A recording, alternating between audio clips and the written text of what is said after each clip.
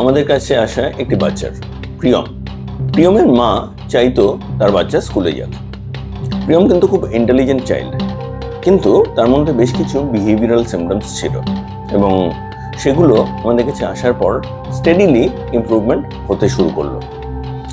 দেখা গেল যে অল্প সময়ের মধ্যে যা উন্নতি হয়েছে সেটা ভাবনার বাইরে। আমরা দেখতে শুরু করলাম যে হঠাৎ পরিবর্তন, তাহলে তার কারণও র্যাপিড অনসেট কিছু হওয়াটা স্বাভাবিক।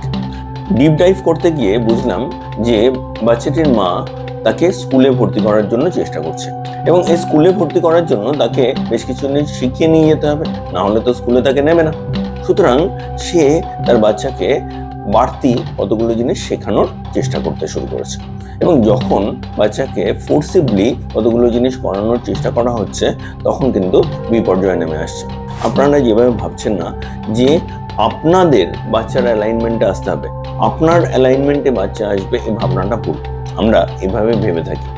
তাহলে ওর মা যত ওকে সো কল্ড অ্যালাইনমেন্টে আনার চেষ্টা করেছেন, ও তত ওটাকে ফাইট করতে শুরু করেছে এবং সেখানে ওর পুরো নেচার পাল্টে গেছে। ছোট্ট একটা ফ্যাক্টর, স্কুল। এমনকি স্কুল শুরুও হয়নি তখন এভাবে বিপর্যয় নামছে। কেন? বাবা মা যে এক্সপেকটেশন রাখছে বাচ্চা কিন্তু তখনও এক্সপেকটেশন অনুযায়ী রেডি না, এবং এক্ষেত্রে একটা বড় ফ্যাক্টর ল্যাকিং রয়েছে।